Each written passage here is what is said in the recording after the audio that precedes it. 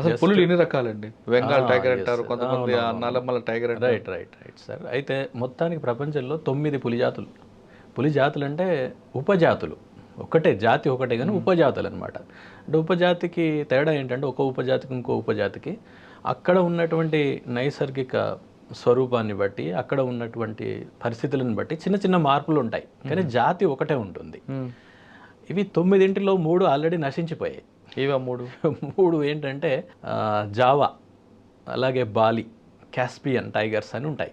ఇవి లేవు, ఇప్పుడు పూర్తిగా అంతరించిపోయాయి. కాస్పియన్ అంటే కాస్పియన్ సముద్రం ప్రాంతం. బాలి అండ్ జావా ఇవేంటంటే ఇవి ఐలాండ్స్, ఏది మన ఇండోనేషియాలో, అక్కడ కూడా మొత్తం అంతరించిపోయాయి. ఇక మిగిలినటువంటి కొన్ని ఉన్నాయి అనమాట. దాంట్లో ఇప్పుడు సైబీరియన్ టైగర్ అంటే సైబీరియా ప్రాంతం, రష్యా ప్రాంతం. మన దగ్గర ఉండేటువంటిది ఏంటంటే royal Bengal tiger. Royal Bengal టైగరే మన ఈవెన్ తెలంగాణలో ఉంది, లేక ఆంధ్రాలో ఉంది, ఇంకా ఇతరత్ర అన్ని దేశంలో ఉన్న పలు ప్రాంతాల్లో ఉన్నటువంటిది అంతా కూడా రాయల్ బెంగాల్ టైగరే. అంటే రాయల్ బెంగాల్ టైగర్ అనేటువంటిది ఒక ఉపజాతి. ప్రపంచంలో ప్రస్తుతం ఉన్నటువంటి 6 ఉపజాతుల్లో ఇది ఒకటి అనమాట. ఓకే. అంటే మీరు ఇప్పుడు 9లో 5 చెప్పారు, ఇంకా 4? అవి అంటే 3 అంతరించిపోయి ఇంకా 6 ఉన్నాయి. 6లో royal Bengal tiger, Siberian tiger, అలాగే ఇండో చైనీస్ ఏరియాలో ఒకటి ఉంటుంది. అంటే నేను మొత్తం వాటి గురించి, అలాగే ఒకటి ఈ లావోస్, కాంబోడియా ఈ ప్రాంతంలో ఉండేటువంటిది ఒకటి ఉంటుంది. ఇలా సుమత్రా, భారతదేశంలో ఉన్నది మాత్రం రాయల్ బెంగాల్ టైగర్. మన దగ్గర ఉండేటువంటిది మాత్రం ఒకటే. కానీ ఒక దగ్గర తెల్ల పులులు కనిపిస్తే మరో దగ్గర కలర్ఫుల్ కనిపిస్తుంది. యాక్చువల్గా ఏంటంటే సార్, కరెక్ట్గా అడిగారు. ఇప్పుడు సహజంగా ఉండేటువంటి పులి ఏంటంటే అది నల్లటి తెల్లటి స్ట్రైప్స్ దానిపైన ఉంటాయి. అయితే దానికి ఉన్నటువంటి వెంట్రుకలు అంటే ఫర్ అంటాను దాన్ని, FUR ఫర్. ఆ ఫర్ అనేటువంటిది షార్ట్ హెయిర్ అన్నట్టు. ఆ షార్ట్ హెయిర్ యొక్క రంగు ఏంటంటే గోల్డెన్ ఆరెంజ్ రంగు, అంటే లైట్ ఎల్లో మనం అనుకుంటాం, ఎల్లో కొంచెం అలా ఉంటుంది. ఆ ఫర్ మొత్తం వ్యాపించి ఉంటుంది దాని యొక్క చర్మం మీద. అయితే క్రింది వైపు ఏముంది దానికి, యాక్చువల్గా తెలుపు నలుపు గీతలు ఉన్నాయి. నలుపు గీతల దగ్గర మనకు నలుపు కనిపిస్తుంది, తెలుపు గీతల దగ్గర ఈ ఎల్లో డామినేట్ చేసి ఎల్లో కలర్ మనకు కనిపిస్తుంది. అట్లా అనమాట. అంటే దానికి ఉన్నటువంటిది కలర్ ఎల్లో ఫర్ మొత్తం వ్యాపించి ఉంటుంది. అలాగే నలుపు గీతలు, వీటిని ఏమంటారంటే ఈ ఎల్లో రంగులో ఉన్నటువంటి చార, అలాగే నలుపుగా ఉన్నటువంటి చార, వీటిని స్ట్రైప్స్ అంటారు. స్ట్రైప్స్ నేను గతంలో కూడా చెప్పాను ఇది. ఈ స్ట్రైప్స్ ఏంటంటే యూనిక్ అనమాట. ఒక పులికి ఒకే రకంగా ఉంటుంది అది, అంతే. అంటే మనకి ఏ విధంగానైతే ఫింగర్ ప్రింట్ ఎలాగో దానికి అలా. వాటిని ఏం చేస్తామంటే జనరల్గా మేము కెమెరా ట్రాపింగ్ చేస్తారు ఫారెస్ట్ వాళ్ళు. కెమెరా ట్రాప్స్ పెడతారు అడవిలో. పెట్టినప్పుడు అది దాని ముందు నుంచి అది ప్రయాణం చేస్తే, అంటే ఎక్కడైతే అది తిరిగే ప్రాంతం ఉందో అక్కడే పెడతారు. వచ్చినప్పుడు అది ఫోటో తీస్తుంది. ఫోటో తీసి ఎడం వైపు కుడివైపు 2 ఫోటోలు తీస్తుంది అనమాట. తీసినప్పుడు అంటే రైట్ అండ్ లెఫ్ట్ ఫ్లాంక్స్ అంటాం, వాటిని బట్టి దాన్ని రికార్డ్ చేసేస్తారు. అలాంటిది ఇంకా మళ్ళీ ప్రపంచంలో ఆ స్ట్రైప్స్ ఉన్నటువంటిది యూనిక్గా ఇంకెక్కడ ఉండదు, ఇది ఒకటే ఉంటుంది. సో దాన్ని ఆధారం చేసుకొని మేము సెన్సస్ చేస్తాం. ఇప్పుడు టైగర్ సెన్సస్ ఉంటుంది, ఆల్ ఇండియా టైగర్ ఎస్టిమేషన్ అని. అది సంవత్సరం లేక 2 ఏళ్ళు 4 ఏళ్ళు ఇలా కొన్ని ప్రోటోకాల్స్ ఉంటాయి, దాని ప్రకారం చేస్తుంటారు అనమాట. సో ఇలా ఒక స్ట్రైప్ ప్యాటర్న్ వచ్చినటువంటిది ఒక టైగర్ కింద లెక్క. ఓకే. కానీ కొన్ని పులులు తెల్లగా కనిపిస్తాయి. తెల్లగా ఉండడానికి కారణం ఏంటంటే, ఇప్పుడు నేను ఇందాక మీకు చెప్పాను ఈ ఫర్ యొక్క రంగు ఎల్లో ఇష్ అన్నాను కదా, ఆ ఎల్లో ఇష్ వర్ణదం పిగ్మెంట్ అన్నట్టు. అది ఆ పిగ్మెంట్ కొన్నింటిలో లోపిస్తుంది. మ్యూటేషన్స్ అంటాం, మీరు వినే ఉంటారు, కొన్ని ఉత్పరివర్తనాలని కొన్ని జరుగుతుంటాయి, బయాలజికల్ ఫెనామినా. అది ఆ ఉత్పరివర్తనాల కారణంగా, ఆ మ్యూటేషన్ ఉత్పరివర్తనాల కారణంగా ఆ పిగ్మెంట్ లోపిస్తుంది. దాంట్లో లోపించేసరికి ఏముంటుంది, తెల్లగా కనిపిస్తుంది. ఎందుకంటే లోపించడానికి కారణం ఏంటి? ఇక దానికి ఎన్నో రీజన్స్. అది జన్యుపరమైనటువంటి విషయాలు అవి కొన్ని జరుగుతుంటాయి. అది అంటే జెనెటిక్స్ అదంతా కూడా. సో అట్లా జరిగినప్పుడు ఏమైందంటే, అది కలర్ లేదు కాబట్టి, కలర్లెస్ అంటే ఏంటి, వైట్. సో మొత్తం వైట్ ఫర్ ఉంటుంది దాని మీద.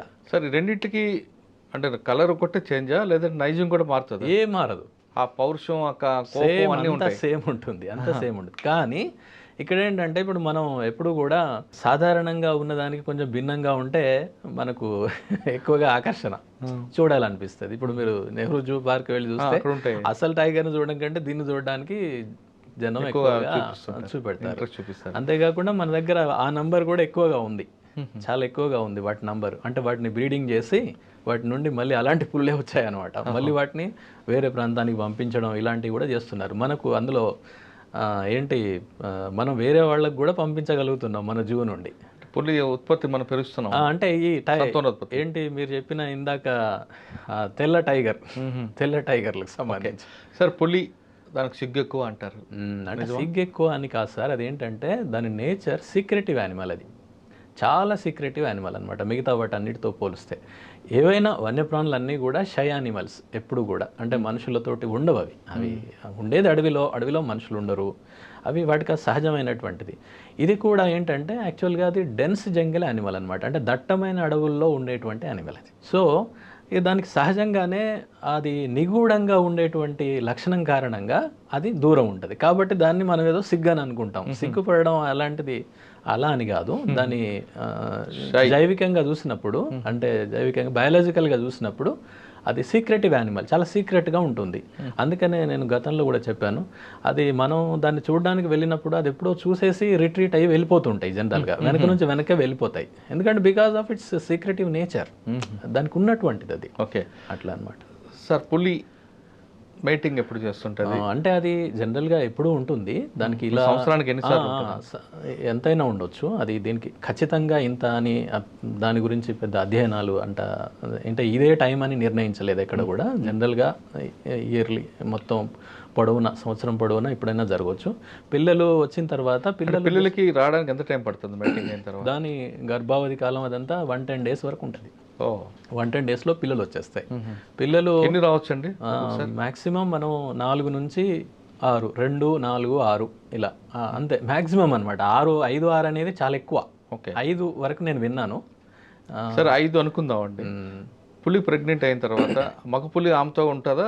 లేదు, వెళ్ళిపోతుంది. అది ఎప్పుడు కూడా అట్లా ఉండవు. ఒకసారి మీటింగ్ జరిగిన తర్వాత అది వెళ్ళిపోతాయి అంతే.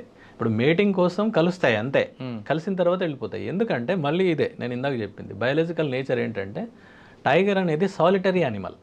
సాలిటరీ అంటే ఏకాంతంగా ఉంటుంది. ఏకాంతంగా ఎందుకు ఉంటుంది అని అంటే అది డెన్స్ జంగిల్ యానిమల్. అంటే దట్టమైన అడవిలో ఉండేటువంటివి గుంపుకి ఎట్లా ఉండగలుగుతాయి? ఉండలేవు. ఇంకోటి ఇదేంటి, ప్రిడేటర్. ఇది ప్రిడేటర్ అంటే వేరే వాటిని చంపి తినాలి. ఇదే 4-5 గుంపుగా ఉన్నాయి అనుకోండి, ఆ వచ్చేది దాన్ని 4-5 ఉండడం వలన డిస్టర్బ్ అయ్యేది వెళ్ళిపోతుంది కదా. ప్రే అంటే ఆహార జంతువు. కానీ కొన్నిసార్లు గుంపులుగా కనిపిస్తాయి కదా. పుల్లు కనిపించవు మీకు ఎప్పుడు కూడా. ఒకవేళ కనిపించింది అంటే దాని అర్థం ఏంటంటే అది దాని కబ్స్ తోటి ఉందన్నమాట. ఈ కబ్స్ తోటి నేను వరుసగా చెప్తాను మీకు. ఇప్పుడు పిల్లలు కలుస్తాయి, వెళ్ళిపోయిన తర్వాత that will lead to pregnancy and పిల్లలు వచ్చేస్తాయి. సపోజ్ 4 పిల్లలు వచ్చాయనుకోండి, 2 పిల్లలు రావచ్చు, 4 రావచ్చు, 5, 6 అనేది మ్యాక్సిమం అండి. అంతకంటే ఎక్కువ రావు ఎప్పుడు కూడా. అయితే ఇది ఏం చేస్తుందంటే ఆడపులి that tigress will take care of its cubs అంతే. మగపులికి ఏమాత్రం సంబంధం ఉండదు, రాదు కూడా. ఎందుకంటే దాని నేచర్ వేరు. ఇప్పుడు మళ్ళీ దాని దట్టమైన అడవులలో ఉండేటువంటివి ఇదొక అడవిలో ఉంటుంది, అంటే ఇదొక ప్రాంతంలో ఉంటుంది, అదొక ప్రాంతంలో ఉంటుంది అంతే. జస్ట్ మేటింగ్ కోసం అది వస్తుంది అంతే, తర్వాత వెళ్ళిపోతుంది. లేక ఇదైనా వెళ్ళొచ్చు, అదే రావాలని కూడా ఏం లేదు. అది చాలా బయాలజికల్ విషయం అంతే. దాంట్లో పెద్ద మనం చూడడానికి ఏం లేదు అందులో. అది బయాలజికల్. ఎందుకంటే తన సంతతిని పెంచాలి కదా. సంతతి అంటే ఇక్కడ ఏంటి, జాతి యొక్క సంతతి. ఇప్పుడు ఆ రిప్రొడక్షన్ అనేది, మేటింగ్ అనేది లేదనుకోండి, ఆ జాతి అందరితో అంతరిస్తుంది కదా. ఈ విషయము అన్ని జీవజాతులకు వర్తిస్తుంది. అది మొక్కలు కావచ్చు, జంతువులు కావచ్చు, ఏవైనా కూడా. అంటే రిప్రొడక్షన్ అనేది it's a very very essential part. లేకపోతే ఆ జాతి అంతరించే అవకాశం ఉంటుంది. ఆ జాతి అంతరించిందంటే ఆవరణ వ్యవస్థలో అది పోయింది అంటే ఆ పని చేసేవాళ్ళు ఎవరు ఉండరు. పులి తన పిల్లల్ని ఎలా పెంచుతుందండి? వేటలు నేర్పుతుంది. ఎస్, ఏంటంటే ఆడపులే పూర్తిగా దానికి రెస్పాన్సిబుల్. ఇది పిల్లలు పుట్టిన దగ్గర నుండి అవి ఈవెన్ కళ్ళు తెరవడు. మనం పిల్లిని మీరు చూసుంటారు, పిల్లి ఏ విధంగానైతే సంరక్షిస్తుందో కొన్ని రోజుల తర్వాత కళ్ళు తెరుస్తాయి. అప్పటి నుండి పూర్తిగా దాని బాధ్యత. అది చాలా ఏమంటారంటే కొన్ని పుస్తకాల్లో వాటిలో చాలా చదివినప్పుడు లేక మనం చూసినప్పుడు తెలుస్తుంది, అది చాలా రూత్లెస్ ప్రొటెక్టర్ అనమాట. రూత్లెస్ అంటే నిర్దాక్షిణ్యంగా ఉంటుంది అది చాలా. ఏ విధంగా వేరే ఏదైనా యానిమల్ వచ్చిందంటే దాని దగ్గరికి రానివ్వదు. ఈవెన్ వేరే యానిమల్, ఈవెన్ టైగర్ వచ్చినా కూడా దానికి దగ్గరికి రానివ్వదు కప్స్ దగ్గరికి. ఎందుకంటే కప్స్కి ఏమైనా హాని చేయొచ్చు అనే ఉద్దేశంతో ఉంటుంది అనమాట. కళ్ళు తెరవ వరకు పిల్లలు కళ్ళు తెరలేదు అనుకోండి, అంతవరకు మరి వాటి ఫుడ్ పాలిస్తుందా? పాలిస్తుంది. అది కొంతకాలం తర్వాత అవి మాంసం తినేటువంటి పరిస్థితి ఉంటే అది తీసుకొచ్చేసి వాటికి పెడుతుంది అనమాట. లేదంటే కొంచెం పెరిగి పెద్దగా కనుక ఉంటే అవి వాటిని తీసుకెళ్ళడం అంటే ఎలా ఉంటుందంటే అవి ఇవే దాని యొక్క వాసన చూసుకుంటూ వెళ్ళిపోతాయి. తల్లి వాసన చూసి తల్లి ముందు వెళ్ళిపోతూనే ఉంటుంది. ఇప్పుడు మనం ఏదో పిల్లల్ని పట్టుకొని పోయినట్టుగా కుదరదు కదా యానిమల్స్లో, అది ముందు వెళ్ళిపోతున్నప్పుడు ఏంటంటే వాటికి కొన్ని ప్రత్యేకమైనటువంటి ఏర్పాట్లు ఉంటాయి. ఇప్పుడు తల్లి వెళ్తున్నప్పుడు దాని యొక్క పగ్ మార్క్స్ పడుతుంటాయి కదా, పడ్డప్పుడు ముద్రలు, ఆ ముద్రల్లో దాని యొక్క వేళ్ల సందుల్లో అక్కడ నుంచి కొన్ని రకాల సీక్రేషన్స్ వస్తుంటాయి, స్రావాలు. ఆ స్రావాలు కింద అది అడుగు వేసినప్పుడల్లా కొన్ని పడ్డప్పుడు ఈ చిన్నగా ఉంటాయి కదా వెనక కప్స్, ఆ వాసన చూసుకుంటూ ముందుకు వెళ్ళిపోతాయి. అంతేకాకుండా పెద్ద ఇప్పుడు టైగ్రెస్ ముందు వెళ్తున్నప్పుడు దాని చెవుల వెనక భాగంలో తెల్లగా ఉంటుంది. ఆ తెల్లగా ఉన్నదాన్ని కూడా ఇవి గమనిస్తుంటాయి వెనకుండి, అది దాన్ని చూసుకుంటూ కూడా వెళ్తుంటాయి. అలా కొన్ని ప్రత్యేకమైనటువంటి ఏర్పాట్లు ఉంటాయి. అట్లా ఆ కారణంగా అవి ముందుకు వెళ్తాయి. కానీ ఒక్కొక్కసారి తల్లి లేకుండా పిల్లలు బయటకు వస్తుంటాయి, ఏం చూసి అప్పుడు ఏంటంటే అవి కొన్నిసార్లు పిల్లలు కదా, అవి వాటికి అనుభవం ఉండే కారణంగా ఏదో కొంచెం ఇంట్రెస్టింగ్గా ఉండడం, ఏదన్నా తెలియక బయటకు వస్తాయి. కానీ అది చాలా డేంజర్ అనమాట. అవి అట్లా రావడం వలన వేరే ప్రిడేటర్స్ అంటే కుక్క జాతులు ఏంటి, వూల్ఫ్ లాంటివి, హైనా లాంటివి, అట్లాంటి వాటిని చంపేస్తాయి. ఎందుకంటే వాటికి ఆహారం అది అంతే. ఇది పులి, ఇది ఇంకేదో ఏముండదు. ఒకవేళ తల్లి వెళ్ళిపోయింది, అవి ఇక్కడే ఉండిపోయినాయి, నిస్సహాయంగా ఉన్నాయి, వాటిని వేరే ప్రిడేటర్స్ కుక్కలు కావచ్చు, హైనా కావచ్చు, ఇలాంటి వాటి కంటపడితే చంపేస్తాయి. జరుగుతుంది. తన పిల్లలకి వేట ఎలా నేర్పుతుందండి? వేట అంటే ఇప్పుడు మనం చూస్తుంటాం సార్, కుక్కలు ఇట్లాంటివి చూస్తుంటాం, చూసారా? కుక్క అలా ఉంటుంది అక్కడ, దాని పిల్లలు అటు ఇటు తిరుగుతుంటాయి, అవి ఒకదానికొకటి ఇట్లా బాక్సింగ్ లాగా చేసుకుంటా ఉంటాయి, చూసారా? జస్ట్ అది that is part of training only. అది ట్రైనింగ్ అంటే న్యాచురల్గా వాటికి అట్లా జరుగుతుంటుంది. ఇది కూడా అంతే. అంతేకాకుండా ఇది వేటాడేటప్పుడు కూడా తీసుకెళ్తుంది. అంటే పెద్ద పెరిగిన తర్వాత ఒక 2 years 3 years అలా అక్కడి వరకు వెళ్ళిన తర్వాత అది వెళ్ళి వాటికి అంటే దాన్ని చంపిన తర్వాత ఆ క్యార్కాస్ ఎట్లా ఓపెన్ చేయడము, అంటే ఆ చనిపోయినటువంటి మృతదేహం, దాన్ని ఏం తింటారు ఏంటి అదంతా తెలుస్తూ ఉంటుంది అనమాట. అంటే ఈ టైగ్రెస్ ఏ విధంగానైతే బిహేవ్ చేస్తుంటుందో అవి కూడా వాటిని చూసి నేర్చుకుంటాయి. సార్ ఒక్కొక్కసారి వేటకు వెళ్ళినప్పుడు అక్కడ అవతల ఆహారం మిస్ అయింది అనుకోండి, పులికి మీరు మిస్ కావడం అనేది ఎంత ఎక్కువగా ఉంటుందంటే, ఒక టైగర్ మేల్ ఆర్ ఫీమేల్, అది ఏంటంటే వేట విధానం ఎలా ఉంటుందంటే, ఇవి పరిగెత్తవు. ఎందుకంటే ఇవి డెన్స్ జంగిల్ యానిమల్ కాబట్టి చాలా హెఫ్టీగా ఉంటాయి, బాగా బరువుగా ఉంటాయి, 200 కిలోలు 300 కిలోలు అలా ఉంటాయి హయ్యెస్ట్. సో అది అంత బరువు ఉన్నటువంటిది ఎలా పరిగెత్తగలుగుతుంది? పరిగెత్తలేదు కాబట్టి అది ఏం చేస్తుంది అంటే ఒక దగ్గర నక్కి కూర్చొని అంటే ఎక్కడికైతే ఈ వన్యప్రాణులు ఏది ముఖ్యంగా ఈ శాకాహార జంతువులు వస్తాయో ఆ ప్రాంతాల్లో అది ఉంటుంది, కూర్చొని ఉంటుంది. అది రాగానే టక్న దూకి పట్టేస్తుంది. ఒకవేళ దొరకలేదనుకోండి కొంత దూరం ఒక 50 meters 100 meters అంటే ఫ్యూ మీటర్స్ పరిగెత్తిద్ది, అంతకంటే ఎక్కువ అది పరిగెత్తలేదు. అది వెంటనే ఇట్ విల్ కమ్ బ్యాక్, అంతే. ఇలా అంటే అధ్యయనాల్లో తేలిన విషయాలు ఏంటంటే 20 attempts చేస్తే 1-2 సార్లు మాత్రం సక్సెస్ అవుతుంది, అంతే. కానీ కొన్ని పులులు చెట్లు ఎక్కుతాయి కదండి. పులులు ఎక్కవు సార్, జనరల్గా చిరుత పులులు ఎక్కుతాయి. చిరుత పులులు ఏంటంటే సన్నగా ఉంటాయి, స్లెండర్గా ఉంటాయి, అవి వేగంగా వెళ్ళగలిగేటువంటి ఏంటి శారీరకంగా అనువుగా ఉంటుంది అనమాట. దానికి అంటే శరీర సౌష్ఠవం పరిగెత్తడానికి అనుకూలంగా ఉంటుంది. కానీ టైగర్ విషయంలో అలా కాదు కాబట్టి అది ఎక్కదు. ఒకవేళ ఎక్కినా అది కొద్ది ఫ్యూ సెకండ్స్ కొంత దూరం పైకి ఎక్కేసి కిందికి వచ్చేస్తుంది. ఎందుకంటే వేటాడలో 20 సార్లు అయితే ఒకసారి దొరుకుతుంది, 1 లేక 2 సార్లు అంతే, మిగతా అన్ని ఫెయిల్యూరే. ఎస్, ఇవన్నీ కప్స్ నేర్చుకుంటాయా? నేర్చుకుంటాయి. వాటి క్రమంగా తెలుస్తుంటుంది వాటికి, ఎందుకంటే తల్లితోటి ఉంటాయి కాబట్టి నేర్చుకుంటాయి. అంతేకాదు ఇంకేంటంటే పిల్లల్లో కూడా ఇది ఒక 3 ఏళ్ళు 4 ఏళ్ళు అప్పటి వరకు తల్లే పెంచుతుంది పూర్తిగా, ఆహారం తీసుకొచ్చి పెట్టడము, ఈ ట్రైనింగ్ ఇవ్వడము, ఇలాంటివన్నీ జరుగుతూ ఉంటాయి. కానీ ఇక్కడ ఏంటంటే ఇవి కొన్ని నేను ఇందాక చెప్పాను కదా, ఇందులో కూడా కొన్ని చనిపోతాయి. చనిపోవడానికి కారణం ఇతర ప్రిడేటర్స్ లేక డిసీజెస్ కూడా కావచ్చు. ఇప్పుడు మనం అంటేనేమో మనకు అన్ని రకాల మెడికల్ ఫెసిలిటీస్ ఉంటాయి, ఏ జరిగినా కూడా వెంటనే వాటికి ఏమి ఉండవు కదా, న్యాచురల్గా ఉన్నటువంటివి కాబట్టి అది ఏ యానిమల్ అయినా కావచ్చు. టైగర్ కూడా దానికి అతీతం ఏం కాదు. కొన్ని చనిపోతాయి. అవి మొదటి కొన్ని నెలల్లోనే 50% చనిపోతాయి. అచ్చా, 50% అంటే ఒక 4 ఉన్నాయనుకోండి, 1-2 చనిపోవచ్చు మొదటి కొన్ని నెలల్లోనే. తర్వాత ఆ తర్వాత 3-4 ఏళ్ళ చేరిన తర్వాత ఏంటంటే తప్పనిసరి తల్లిని వదిలిపెట్టి వెళ్ళిపోతాయి. ఎందుకంటే ప్రత్యేక జీవనం, తనదంటూ ఒక ప్రత్యేక జీవనం ఉంటుంది కదా, అలా దాన్ని వీనింగ్ అవే అంటారు అనమాట, వదిలేసి. ఎందుకు అంటే ముఖ్యంగా మగపులులు ముందు తప్పనిసరి వదిలిపెట్టేసి వెళ్ళిపోతాయి.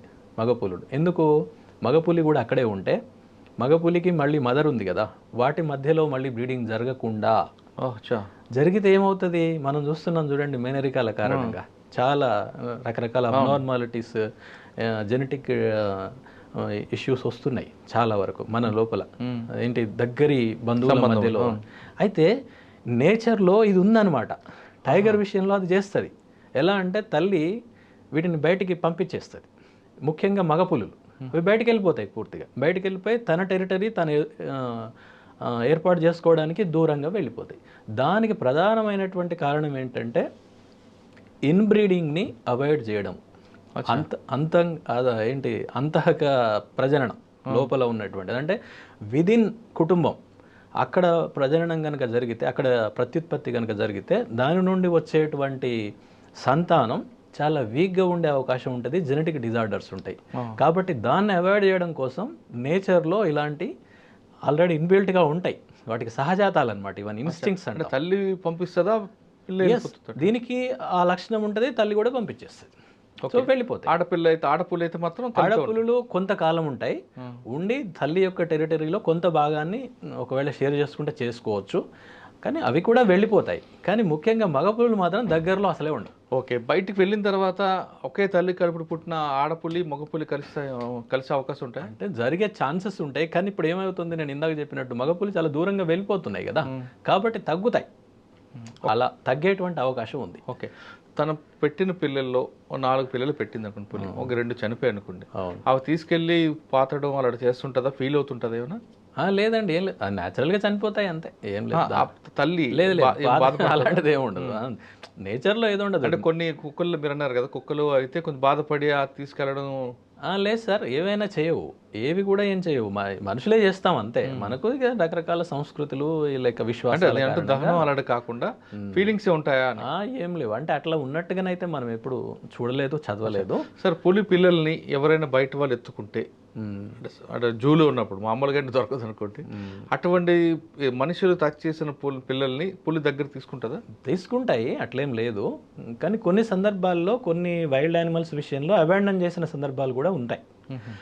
ఇప్పుడు కొన్ని సందర్భాల్లో కొన్ని దుప్పులు, జింకలు, వాటికి సంబంధించిన పిల్లలు ఒక్కొక్కసారి అది వదిలేసి వెళ్ళిపోవడము ఏదో కారణంగా మనకు దొరుకుతాయి.